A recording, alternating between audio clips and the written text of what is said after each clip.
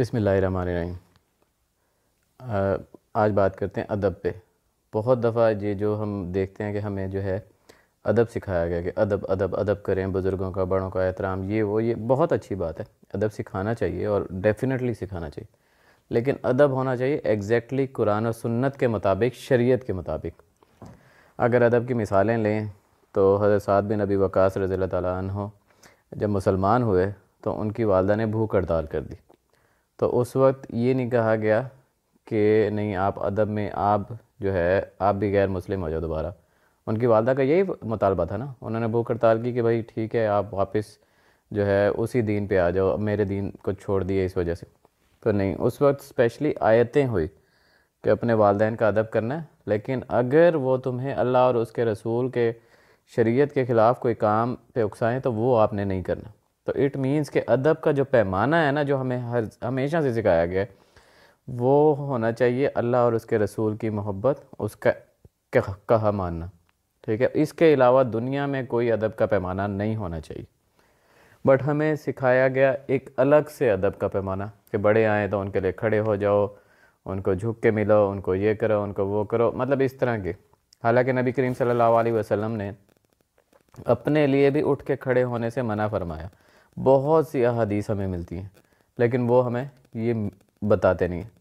پھر جو ایک ادب کا ایک پیمانہ انہوں نے بتا دیا نا کہ یار یہ احادیث آپ سنائیں، یہ نہ سنائیں۔ اب بہت سی احادیث، کچھ عرصہ پہلے میں نے حدیث پڑھی، 3-4 حدیثیں ہیں صحیح بخاری میں، 7442 ہے، 7456 ہے، ایگزیکٹ نمبر تو نہیں یاد آ رہے، لیکن اگر آپ اسلام 360، اسلام 1 یا صحیح بخاری کی بک میں جا کے تہجد کے باب میں سرچ کریں گے نا، تو اس میں آپ کو نبی صلی اللہ علیہ وسلم کی دعا ملے گی کہ جس میں نبی کریم صلی اللہ علیہ وسلم جب تہجد میں اپنے لیے دعا مانگتے تھے تو باقیوں کے دعاؤں کے ساتھ یہ بھی مانگتے تھے کہ میری غلطیاں جو میں نے چھپ کے کی یا جو سب کے سامنے کی یا کچھ اس طرح کی، تو ان کو بھی معاف فرما دے۔ تو یہ ادب ہے کہ بیسیکلی جو چیز جس طرح کی ہے نا حدیث کی، قرآن پاک کی، وہ ایز اٹ از ہی لی جائے، اور جو ادب ہمیں قرآن پاک میں سے سکھایا جاتا ہے، جو حدیثوں میں ادب سکھایا جاتا ہے، وہی ہمارے لیے ادب ہونا چاہیے، اس کے علاوہ کوئی ادب نہیں ہونا چاہیے۔ اور میرے نبی صلی اللہ علیہ وسلم ہمیشہ جو ہے ایسے بیٹھتے تھے صحابہ میں سے کہ باہر سے آنے والا پوچھا کرتا تھا کہ محمد صلی اللہ علیہ وسلم آپ میں سے کون ہیں۔ ایک اور اگر ہم حضرت عمر فاروق رضی اللہ تعالیٰ عنہ کے دور کی مثال لے لیں تو ادب کی جو ہے نا پیمانہ وہ یہ ملتا ہے کہ جب حضرت عمر فاروق رضی اللہ تعالیٰ عنہ چکر لگا رہے تھے رات کے وقت، خلیفہ وقت ہوتے ہوئے، تو انہوں نے دیکھا کہ ایک گھر سے نا آوازیں آ رہی ہیں اور ماں اپنی بیٹی کو کہہ رہی ہے کہ بیٹا دودھ میں پانی ملا دو۔ تو اٹ مینس کہ ماں کا ادب بنتا ہے نا، لیکن بیٹی نے کہا کہ نہیں، خلیفہ نے منع کیا ہے۔ تو پھر ماں اور بیٹی میں تھوڑی سی جو ہے تکرار ہوئی۔ بیٹی نے کہا کہ ہم پہلے بھی تو دودھ میں پانی ملاتے تھے اور بڑا اچھا ہمارا جو ہے گزارا وغیرہ ہوا کرتا تھا۔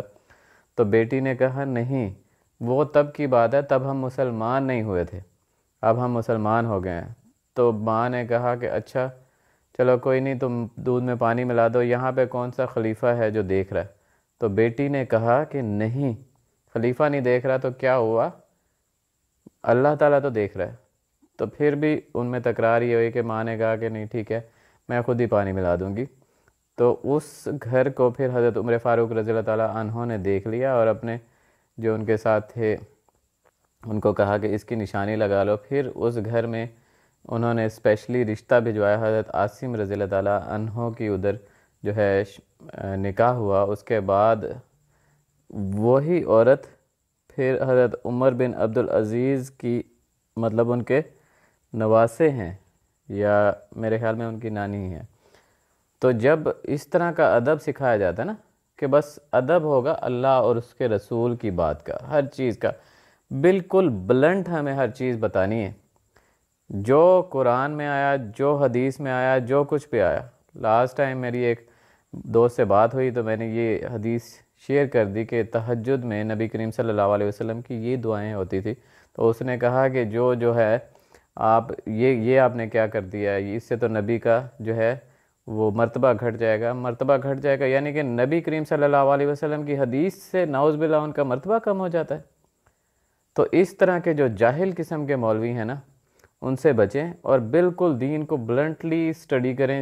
دین آپ کے اندر سے کفر کو کاٹ کاٹ کے سائڈ پہ پھینکتا ہے، توحید، رسالت، یہ سب کچھ آپ کے دل میں کوٹ کے بھر دیتا ہے۔ قرآن پاک کو سمجھ کے خود پڑھیں، قرآن پاک بہت بہترین چیز ہے۔ اور جو بھی آپ کو کہے کہ قرآن پاک یوں کرنا چاہیے یا نہیں پڑھنا چاہیے ڈائریکٹلی، زیادہ تر علماء سو جو ہیں وہ آپ کو کہیں گے کہ قرآن پاک ڈائریکٹلی نہیں پڑھنا چاہیے، بھٹک جاؤ گے، یہ ہو جائے گا، وہ ہو جائے گا۔ تو قرآن پاک کو پڑھنے کا بہترین نسخہ یہ ہے کہ بہت دفعہ آپ پڑھتے ہیں، کچھ آپ کو سمجھ نہیں آتا، اٹ مینس کہ آپ نے اپنے آپ کو عقل کل کبھی بھی نہیں سمجھنا۔ اس کا بہترین طریقہ ہی یہی ہے کہ جو قرآن پاک کی بات سمجھ نہیں آ رہی، اللہ تعالیٰ سے مانگیں کہ یا الہی میری اتنی عقل نہیں ہے، آپ سمجھائیے۔ اور اللہ تعالیٰ بہت سی باتیں اللہ تعالیٰ ہمیشہ دعائیں سنتا ہے نا، وہ سمجھاتا ہے۔ اور قرآن پاک میں اللہ تعالیٰ نے خود فرمایا، سورہ کہف کی پہلی آیت کا مفہوم ہی یہی ہے کہ ہم نے اس کتاب کو اپنے بندے پہ نازل کیا اور اس میں کوئی کجی نہ رکھی، کوئی ٹیڑھ پن نہیں رکھا، اور اسے سمجھنے کے لیے آسان کر دیا۔ تو آپ کو جتنے بھی یہ لوگ کہتے ہیں کہ اس طرح نہ پڑھو، اس طرح نہ پڑھو، آپ عربی خود سیکھیں، کسی اور کی اینک لگا کے دیکھنے کی بجائے آپ ڈائریکٹلی خود قرآن پاک کو پڑھیں، خود حدیثوں کو پڑھیں، خود عربی آپ کو آتی ہو، بجائے اس کے کہ کسی اور کا ترجمہ آپ پڑھیں، آپ اپنا ترجمہ خود بھی پڑھیں۔ اور ڈیفینیٹلی شروع میں اوبیسلی ہوگی تھوڑی سی وہ، تو دوسروں کے ترجمے کے ساتھ ساتھ بھی آپ اوبیسلی سٹارٹ کر سکتے ہیں، بٹ خود پڑھنا بہت ضروری ہے۔ اور اسی سے ہی آپ کو وہ ادب آئے گا جو اللہ تعالیٰ آپ کو سکھانا چاہتا ہے۔ ادروائز اگر مولویوں والا ادب لیں گے یا بزرگوں والا ادب لیں گے، ہمارے گھروں میں بہت سی ایسی چیزیں چل رہی ہیں کہ جہاں پہ گھر والوں کا ادب جو ہے زیادہ سکھایا جاتا ہے بنسبت قرآن و حدیث کے۔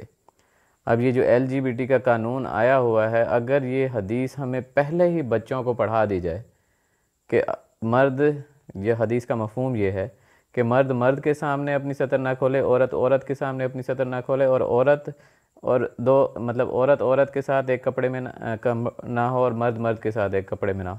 تو یہ کتنی بہترین بلنٹ باتیں ہیں۔ تو ادب صرف اتنا ہونا چاہیے جتنا قرآن و حدیث ہمیں سکھاتی ہے، اور قرآن و حدیث کو ہر بندے کو پڑھنا چاہیے، ہر بندے کو اس کو جذب کرنا چاہیے، اور اس کی اتنی عزت و تکریم کرنی چاہیے نا کہ جس کی کوئی حد نہ ہو۔ اور کسی دوسرے کو آپ کو یہ ڈکٹیٹ کبھی بھی نہیں کرنا چاہیے کہ نہیں، اس سے جو ہے نبی کریم صلی اللہ علیہ وسلم کا جو ہے عزت و احترام جو ہے، عزت و تکریم کم ہو رہی ہے اور اس سے جو ہے زیادہ ہو رہی ہے۔ ایسا نہیں ہے۔ میرے نبی صلی اللہ علیہ وآلہ وسلم نے جو کچھ بھی کیا، اللہ تعالیٰ نے ان کے بارے میں فرمایا کہ نبی خود سے کچھ نہیں کہتے، وہ صرف وہی کہتے ہیں جو ہم انہیں کہتے ہیں۔ تو اور اسی طرح نبی کی اطاعت اللہ کی اطاعت ہے، تو نبی کی اطاعت اللہ کی اطاعت ہے۔ اور یہ اتنی بہترین قسم کی چیزیں ہمیں دے دی گئی ہیں، اور یہ مولوی ہمیں ڈکٹیٹ کریں گے کہ بھائی کون سی چیز پڑھنی ہے، کون سی چیز نہیں پڑھنی، اور یہ ہمیں بتائیں گے کہ یار اس سے عزت و احترام، حدیث سے عزت و احترام کم ہو سکتا ہے۔ یار یہ کیسی باتیں ہم کرتے ہیں، یا کیسی باتیں یہ مولوی ہمیں بتاتے ہیں۔ تو سب سے پہلے یہ ہے کہ عزت و احترام جو قرآن و حدیث میں آپ کو ملتا ہے نا، جس انسان کا جتنا، آپ وہ اتنا ہی کریں۔ اور سب سے پہلے عزت و احترام میرے اللہ کا ہے۔ جو چیز شریعت سے تھوڑی سی بھی ادھر ادھر ہو جائے نا، وہ آپ بالکل ادھر ادھر کر دیں۔ اگر مزاروں پہ سجدہ نہیں ہے تو نہیں ہے، انہوں نے بنایا ہے علماء سو نے، تو آپ اس کو ختم کریں۔ اسی طرح یہ جھوٹی کرامات اگر ہمیں دکھاتے ہیں یا بات کرتے ہیں، سب سے پہلی بات تو یہ ہے کہ بس قرآن و حدیث خود پڑھیں، خود عربی سیکھیں، خود لازمی اس کو اتنا جذب کریں کہ آپ کے دل میں اس کا ادب ادب ادب ہی آ جائے، اور وہی سے ادب لیں۔ بالکل آپ کو بہترین قسم کا ادب سکھائے گا قرآن و حدیث۔